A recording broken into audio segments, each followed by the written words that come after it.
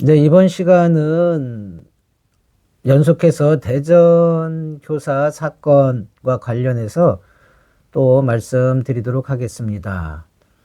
그 사건으로 인해서 예방책이 필요하지 않냐, 그러면서 새로 법을 개정하겠다는 의견이 나오고 실제로 그 작업을 하고 있는 걸로 알고 있습니다. 어떻게 그 얘기는 들으셨죠? 어떠신가요? 어떻게 네. 생각하시는지, 뭐 궁금하신 거 있으신지. 워낙 큰 사건이니까 음. 정말 뭔가 예방이라든지 다시는 이런 일이 안 일어났으면 그렇죠. 좋겠어요. 그래서 뭔가 조치도 있어야 되지 않을까라는 생각은 드는데 사실은 법안이 어떻게 만들어질지 어떻게 시행이 될지 사실은 궁금하기도 하고 그렇습니다. 선생님은 어떻게 생각하세요? 한 가지 물어볼게요. 네. 예방하기 위한 법을 만든다면은 어머님은 어떤 법이 만들어질 것 같으세요? 글쎄요. 일단은 너무 교사 선생님이 아프셨던 분이다라고 얘기가 됐으니까 그 부분에 약간 포커싱이 가지 않을까? 이런 생각이 조금 정신과 들거든요. 진료받은 예, 선생님들에 대해서 무슨 대책이 있어야 되지 않을까? 네. 그러겠죠. 예방하기 네. 위해서는 정신과 진료받은 선생님들이 문제가 되지 않냐. 그러니까 그 선생님들을 뭔가 추적 조사를 한다든지 정신적으로 문제가 있는지 없는지를 관리 감독을 해야 되지 않냐 하는 생각이 있으신가요? 어떠세요? 글쎄요. 일단 이제 불안한 부모 마음에서는 선생님이 저번 시간 때 우울증이 그렇게 공격적이거나 위험한 게 아니다라고 했지만 어찌됐던가 힘드신, 마음이 아프거나 힘드신 선생님들에 대한 뭔가 지원이나 이런 게 필요하지 않을까 싶고 정말로 또 한편으로 불안한 마음에서는 안전하게 아이들을 믿고 맡기고 싶으니까 뭔가 아이들한테 위험이 될 수 있는 선생님들을 조금 그럼 정신과 진료받은 선생님들은 아예 교사를 못하게 한다.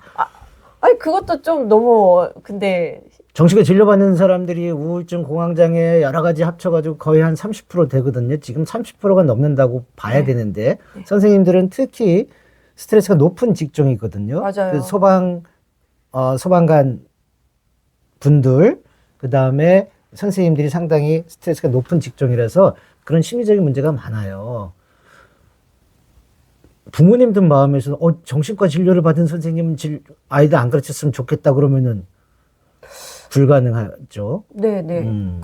저는 선생님들도 행복하시고 아이를 만나는 게 즐거우셔야지 아이들이 많은 것들을 배우고 좋은 학교가 될 수 있다고 생각을 하거든요. 선생님들을 행복하게 해주셔야죠. 그럼 네. 월급도 많이 올려주고 민원도 맞아요. 다 처리해 주시고 선생님들이 자율적으로 학교에서 아이들 정말 훈육도 열심히 잘할 수 있게 해주셔야죠. 선생님들이 점점 우울증이나 불안증에 걸릴 정도로 민원도 많아지고 아이들도 말 안 듣고 조그만 학교에서 행정적인 일도 많고 그러니 문제죠. 맞아요. 그래서 무조건 이제 뭐 병력이 있다, 아프시다 이렇게 해서 제재를 하는 거는 저는 그게 해결이 될까? 이런 생각이 들고 근데 뭔가 지원하는 것들은 더 안정적으로 돼야지 선생님도 안 아프고 아이들은 건강하게 배우고 저희는 학부모 입장에서 아이들이 학교 가서도 안전하게 즐겁게 재밌게 공부할 거다, 배우는 곳일 거다라고 안심할 수 있을 것 같아요. 제가 우울증으로 진료하는 선생님, 불안증으로 진료하는 선생님이 정말 10손가락이 넘어요. 근데 그 선생님 다 좋으신 선생님이에요. 아이들한테 정말 수업 시간에는 자기의 그런 것들이 전혀 영향을 당연히 안 주고, 진짜 최선을 다하시는 정말 좋은 선생님이세요. 제가 봐도. 그래서 이 선생님이 빨리 우울증에서 빨리 벗어났으면 좋겠다 하거든요. 그분들이 우울증이 있다고 아이들한테 못하냐? 그러지 않아요. 그러기 때문에 자기가 못할 것 같으니까 와서 적극적으로 치료를 받으시는 분들이거든요. 그 우울증 치료를 받고 있지만 좋은 선생님들이 다인데, 그럼 우울증 치료받았다고 그걸 못하게 하면 어떻게 해요? 그리고 또, 과거의 우울증 치료나 현재 받았다는 게 아니라 앞으로 어머님은 우울증 안 걸릴 자신 있으세요? 없잖아요. 그러면 앞으로 우울증 걸리는 선생님은 어떻게 하란 말이에요? 그분들이 만약에 법이 잘못 만들어지면 우울증 있는데 우울증 있으면은 뭐 교직 생활에 문제가 될 수가 있어? 내가 관리 감독을 받아? 그럼 우울증 치료하시겠어요? 안 하시겠어요? 안 하죠. 더 숨길 거. 그렇죠. 그럼 예방을 하는 법을 만든다. 그러면은 관리 감독해서 정신과 진료를 받는 선생님들을 노출을 시켜가지고 그 사람들을 이렇게 감시 낙인. 나쁜 얘기를 하면 감시를 하는 게 나서 우울증 치료를 안 하게 하는 게 낫겠어요? 아니면 안전하게 우울증 치료를 더 잘해서 빨리빨리 본인들의 에너지를 마음대로 쓸 수 있게 해주는 게 좋겠어요. 회복을 돕는 게 더 좋을 것 같아요. 그렇죠. 근데 회복 단어, 그 단어 자체가 회복도 아니에요. 감기 좋아졌다 나빠졌다, 감기를 극복하고 감기를 회복하고 그 단어 안 쓰잖아요. 우울증도 누명을 많이 쓰고 있죠. 그래서 제가 이 법에 대해서 걱정하는 세 가지가 있어요.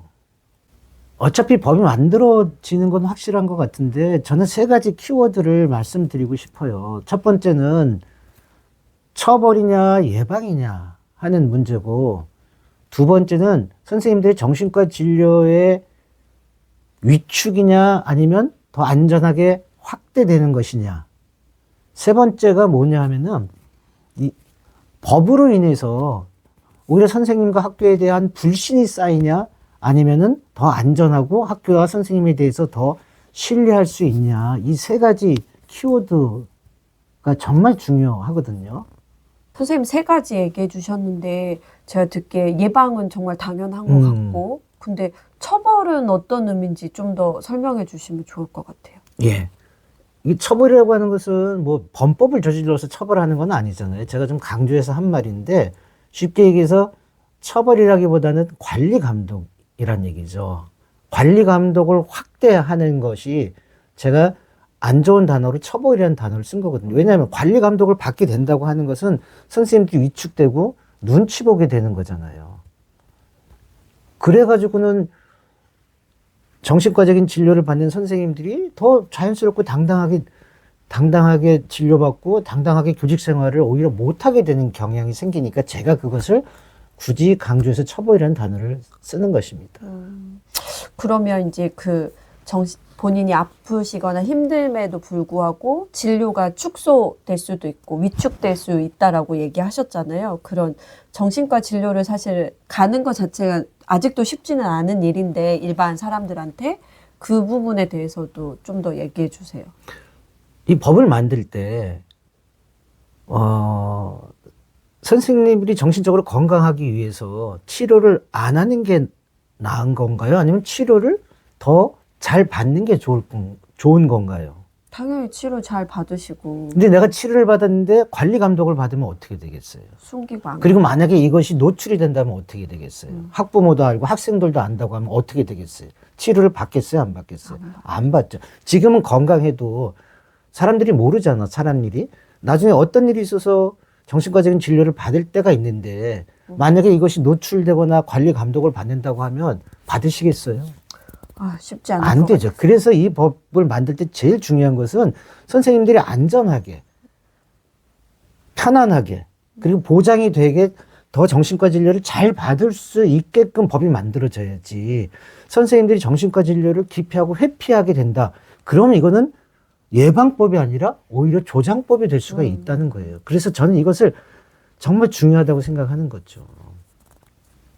그러면 지금 든 생각이 이제 직장인이다 보니까 직장 건강검진 저희 하잖아요. 그런 것처럼 오히려 그냥 일상에서도 힘든 게 없는지라고 건강검진 하듯이 미리 또 이렇게 예방할 수 있는 것도 더 좋은 건가요? 그러면? 그런데 그것도 좋다고 볼 수 있죠. 두 가지 관점이. 예를 들어서 선생님이 무슨 정신과적인 문제가 있나 하고 얘가 무슨 문제가 있나 하고 조사하는 알아내려고 하는 정신건강검진이라 그냥 지금 선생님들이 스트레스 수준이 어떤지, 네네. 학교에서 어떤 게 스트레스가 있는지 이런 것들을 평가해서 비밀도 보장하고 안전도 보장해주면서 그럼 선생님들이 솔직하게 쓸 거 아니에요. 두 번째가 좋은 거. 비밀 보장하고 안전 보장하면서 선생님한테 권유해주고 정말 치료비도 지원해주고 안전하게 충분히 치료할 수 있게 미리미리 그렇게 해주면요 좋죠. 그러면 선생님들도 더 좋고 더 빨리 치료받게 하고 그렇게 해야죠. 그래서 저는 선생님들이 정신적인 문제를 치료를 기피하고 위축하고 숨기는 게 아니라 그래서 그런 선생님을 감시하고 관리하는 게 아니라 오히려 그래야 되는 선생님인데 안 하시고 있는 선생님들 바빠서 또 내가 또 병원 가면 뭐 하고 이러니까 그런 선생님들한테 선생님 안전하게 빨리빨리 진료 받으시고 빨리 건강하게 애들 해주세요. 선생님 지금 문제 있어요. 이런 검사라면 상관없는데 그래서 저는 차라리 그런 정기적인 검사는 하지 않으셔야 된다. 왜? 곡해가 될 수가 있기 때문에 맞아요. 그래요. 그렇게 되면 다 형식적이 돼요. 선생님들이 체크를 하겠어요? 다 솔직하게 괜찮다 그러죠. 지금 학생들한테 우울증, 불안증 그 체크 검사를 애들 다 머리 큰 애들은 다 가짜로 해요. 왜? 그거 자기가 우울하다고 하면 어디 불려가서 상담받고 뭐하고 자기가 요 주의 대상이 되니까. 선생님들한테 그렇게 매년 2년에 한 번씩 정기 검사해가지고 선생님들이 애기도 아닌데 이제 그런 게 걱정이 되는 거죠. 법을 만들 때 잘 만들어야겠는데. 잘 만들어야지 돼. 어차피 만들어질 법이니까. 맞아. 세 번째, 법을 만드는 게 사실 예방 차원이고 더 나은 환경을 위해서 만드는 거라고 생각이 드는데 선생님이 이게 오히려 학교와 교사, 학부모 불신이 생기는 거라고 얘기하셨잖아요. 그게 어떤 의미인지 조금 더 얘기해 주세요. 근데 잘못 만들면 불신이 생긴다는 얘기. 예를 들어가지고 관리 감독에 집중되는 정신과적인 진료를 받던 선생님들에서 관리 감독이 집중이 된다고 하면 선생님들을 잠재적인 가해자로 보게 되는 거거든요. 그러잖아요. 어떤 선생님이 정신적으로 문제가 있는지를 찾아내는 거기 때문에 그 법 자체가 학교에는 그런 정신적인 문제가 선생님들이 많구나라는 인식이 알게 모르게 깔리게 되는 거죠. 그 다음에 학교는 어떤 기능을 해야 되냐? 그런 선생님을 찾아내는 기능을 해야 되는 거예요. 법이 만약에 잘못 만들어지면. 만약에 학교에서 그 선생님을 못 찾아내서 또 무슨 문제가 생겼다. 그럼 학교까지 문제가 돼버리는 거예요. 관리자까지. 그러니까 관리자는 책임을 면하기 위해서 더 잘 관리 감독할 수뿐이 없게 되는 거예요. 그럼 그 분위기 속에서 학부모님들도 학교나 선생님을 볼 때 알게 모르게 그런 불신이 종이에 물 스며듯이 된다는 얘기예요. 예를 들어 볼게요. 제가 의사니까. 수술실에서 어떤 의사가 정말 이상한 의사죠. 성추행을 했어요. 마취된 여자 환자를. 이게 뉴스에 나왔어요. 그랬더니 예방하기 위해서 수술실에 CCTV를 설치해야 된다 그랬어요. 좋은 얘기죠. 그런 일을 막기 위해서. 근데 CCTV를 설치하는 순간에 의사들은 어떻게 돼요? 잠재적인 성추행범 취급을 받게 되는 거란 말이에요. 이런 법이 만들어지면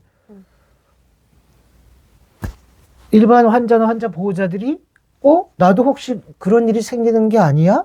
그래서 CCTV가 있구나? 하고 의사를 어떻게 보겠어요? 알게 모르게 불신이 들어가는 거예요. 옛날에는 믿고 아무 생각 없이 믿고 들어갔는데 지금은 CCTV가 있는 순간 의사에 대한 전체적인 불신이 알게 모르게 깔려 있다는 얘기예요. 그래서 이 법을 잘못 만들면 선생님들한테도 좋은 법인데 예방을 위한 좋은 법이지만 사실은 이 법이 만들어지면서 알게 모르게 학부모들이 선생님 정신과적으로 문제가 있는 선생님이 있는 거 아니야? 라는 게 깔리게 된다는 얘기죠.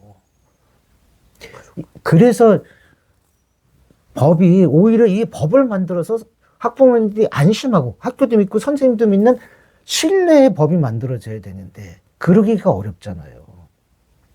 그래서 잘못 만들어진 법은 오히려 불신을 만들게 된다.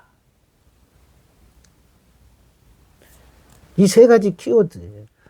관리와 감독을 확대하는 게 아니라 안전하게 치료받을 수 있는 그런 예방 효과를 정말 줄 수 있게끔 해야 되고 그러기 위해서는 선생님들이 편안하고 비밀 보장되게 정신과 진료를 쉽고 더 확대시켜야 되는 거죠. 기피하게 하는 게 아니라. 그 다음에 이 법을 통해서 오히려 학교를 더 믿고 신뢰할 수 있는 법을 만들어야지 이 법을 통해서 선생님들을 잠재적인 가해자로 알게 모르게 그렇게 만들면 안 되는 거죠. 그래서 정말 중요한 법이에요. 이 법은 대한민국의 교육에 대한 신뢰냐 불신이냐의 그 뿌리가 흔들릴 수 있는 법이기 때문에 정말 이 법은 신중하고 신중하게 만들어져야 된다. 부모님의 마음은 알아요. 불안의 마음. 근데 불안하니까 자꾸 뭔가 관리하려고 하거든요. 그런 사람들을 없애게 하려고. 그게 아니거든요, 이거는. 선생님들이 잠재적 범죄자가 아니기 때문에 그런 사람들을 없애게 하려고 하는 게 아니라 선생님들이 더 건강하고 안전하게 혹시 정신적인 문제가 앞으로 생긴다고 하면 불안 생길 수 있고 불면증 생길 수도 있고 우울증도 생길 수 있고 그러잖아요. 의심하기 시작하고 못 믿기 시작하면 그 자체로서도 괴로운 것 같아요. 그래요. 내 아이를 안전하게 학교에 선생님이나 학교에 맡겨야 되는데 벌써 이 사건들이 벌써 잠재의식 속에서 불안을 불러일으킨단 말이에요. 그래서 이 학부모님들 불안이 있기 때문에 이 불안을 눌러야 되겠다고 하는 법이 생겨버리는 거예요. 근데 불안을 눌러야 되겠다는 법이 뭐냐면 결국은 관리 감독이거든요. 그래서 여태까지 모든 법이 다 그랬어요. 어떤 사건이 터지면 그 사건을 관리 감독을 잘하는 거. 그 다음에 그런 사건이 일어나면 처벌을 강하게 하는 거. 이런 거거든요. 근데 이번 사건은 그거랑 반대로 법이 만들어져야 되는 거예요. 반대로. 반대로 만든다라면 어떤 거죠? 정신과적인 문제가 있는 선생님들을 이런 단어 쓰면 안 되지만 정말 색출해서 관리 감독을 하는 법이 아니라 정신과 치료를 더 잘할 수 있게, 더 빨리 건강하게 아이들을 잘 돌봐줄 수 있게, 더 비밀 보장하고 안전하게 더 확대해 줄 수 있는 그런 법이 만들어져야 돼서 이거는 정말 빨리 만들어야 되는 법이 아니라 만들겠다고 하시면 정말 신중하게 만드셔야 됩니다. 급하게 그럴 게 아닌. 아닙니다. 지금 당장 그거 만들면 후유증이 더 커지고 선생님들 자기 떨어지고요. 학부모님들은 불신 더 높아지고요. 학교 현장에서는 혼란이 오고요. 정신과 진료 안 하려고 하고요. 학부모님들이 또 소문 내가지고 누가 어떤 치료받네 이래버리면 학교 끝이에요, 진짜. 끝입니다. 생각만 해도. 학교가 살아야 되겠어요? 안 살아야 되겠어요? 학교가 죽겠는데요? 학교 못 보내겠네요. 선생님이 살아야 되겠어요? 안 살아야 되겠어요? 맞아요. 선생님들이 행복하셨으면 좋겠어요. 예, 선생님들 자꾸 구석에 몰아넣으면 안 된단 말이에요. 근데 이 법이 만들어져가지고 정말 정신과적인 문제는 어머님도 나도 누구도 다 우리 가족도 다 정신과적인 문제가 있잖아요. 아, 선생님은 뭐 하늘에서 떨어진 멘탈 갑인가요? 아니잖아요. 그래도 엄마들은 또 불안하잖아요. 당연하죠. 알고 있죠. 불안한 마음들이 되게 많은데 이번 일로 또 특히나 더 많이 불안이 커진 것 같거든요. 저희들 안심할 수 있게끔 안심의 안정제의 말을 좀 해주시면 좋겠어요, 선생님이. 불안한 시대잖아요. 정말 불안한 시대잖아요. 정말 아이들 어디 바깥에 내놓기도 힘들 불안한 시대인데 그런데 정말 답은 없지만 역설적인 답을 드릴 수뿐이 없어요. 불안할수록 믿어라. 말도 안 되는 얘기 같지만 제가 볼 땐 그게 답입니다. 학교에 내 아이를 보낼 때 학교를 믿는 게 나은가요? 불안해서 어쩔 줄 몰라 하는 게 나은가요? 그리고 학교에 내 아이를 맡기면서 선생님을 믿는 게 더 좋은 결과를 얻을까요? 아니면 선생님을 못 믿는 게 더 좋은 결과를 얻을까요? 불안하면 불안할수록 특히 그 중에서도 학교와 선생님은 믿어야 되는 겁니다. 수술 받는데 의사를 안 믿으면 어떻게 되겠습니까? 수술 받는데 의사를 100% 믿어야죠. 나를 완전히 내 몸을 맡기잖아요. 그 정도는 아니더라도 학교라는 공간과 내 아이를 맡아 돌봐주고 있는 선생님에 대해서는 불안하더라도 도리도리하고 믿어야지 돼요. 믿어야지만 오히려 좋은 결과가 나오기 때문에 그렇습니다.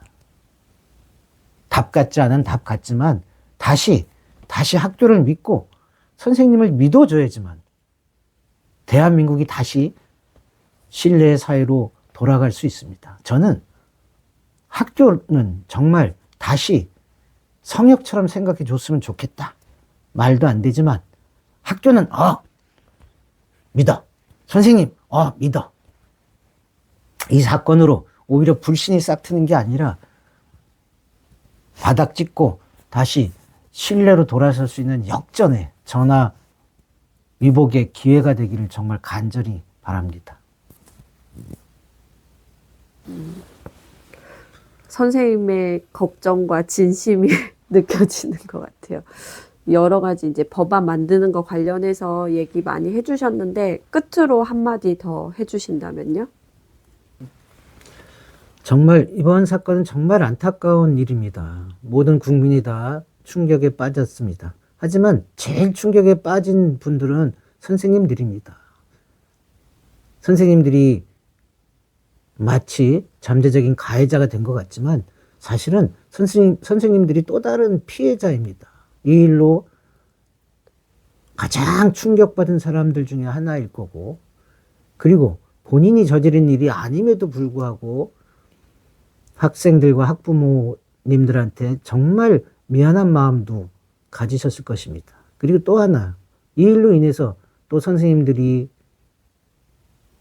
불신의 대상이 되고 또 위축되게 되었습니다. 어떻게 보면 선생님들도 보이지 않는 피해자라고 볼 수 있습니다. 그래서 이 법에 대해서 또 말씀을 드리자면, 가장 중요한 건 이 법을 만들 때 선생님의 의견이 충분히 반영돼야 한다는 것입니다. 이렇게 얘기하실 수도 있을 것 같아요. 자기네들 편한 법을 만들려는 거 아니냐. 절대 그렇지 않습니다. 아이들을 위해서 뭘 어떻게 해야 될지 제일 고민 많이 하고 또 제일 잘 아시는 분이 선생님입니다. 그래서 이 법을 만들 때 선생님들의 의견이 반영이 잘 돼야지만 제대로 된 법이 될 수 있습니다. 만약에 그렇지 않다면, 법이 만들어졌는데 선생님들이 반대하고 수긍하지 못한다면 이 법은 대한민국 교육을 또 한 번 잘못하면 침몰시킬 수 있는 법이 될 수 있기 때문입니다. 정말 간절히 부탁드리는데 선생님들의 의견을 잘 반영해 주시고 선생님들이 수긍할 수 있는 법을 만들어 주시길 부탁드립니다. 대한민국 교육이 위기라고 합니다. 하지만 저희들이 함께 힘을 모으고 마음을 모으면 위기가 다시 기회가 될 것이라 믿습니다. 아이고, 많은 얘기를 했습니다. 감사합니다. 학부모님 마음도 좀 알 수 있는 기회가 되었습니다. 또 제 마음도 전달할 수 있는 기회가 된 것 같습니다. 한 말씀 해주세요. 선생님이 불안할수록 믿어야 된다라고 하셨잖아요. 그 말이 정말 공감이 많이 됐던 것 같아요. 쉽지 않죠. 네. 쉽지 이번 않죠. 방학 때 저희 아이들끼리만 어디를 보낼 일이 있었는데 또 나름 잘 다녀왔더라고요. 그래서 내가 전전긍긍 불안해서 그 시간을 보내는 것보다 그래, 둘이 갔으니까 잘 다녀오겠지? 이런 마음으로 기다렸는데 선생님 얘기하시는 걸 딱 와닿았어요. 그래, 믿어야 되는구나, 불안할수록. 불안할수록 선생님을 믿고 학교를 믿고 내 아이를 믿는 게 가장 좋은 자녀 교육 방법이다. 이렇게 생각합니다. 근데도 불안하니까 그럴 때는 윤상 TV를 보면서 위안을 얻어야 될 것 같아요. 네, 좋은 시간 함께 해주셔서 감사합니다. 인사 감사합니다.